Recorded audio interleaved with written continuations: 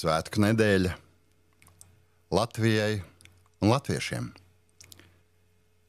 Un ir droši vien neatbildēts jautājums, starp citu arī man.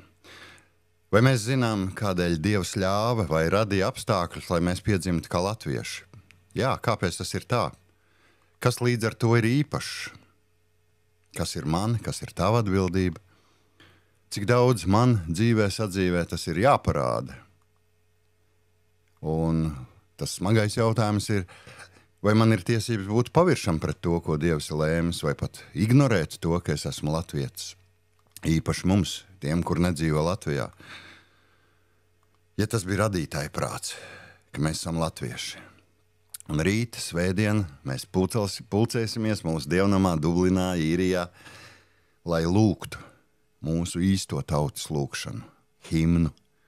Dievs svētī Latviju. Lai pa īstam to lūgtu, lai no sirds to lūgtu, lai svinētu Dieva žēlastību 105 gadu garumā.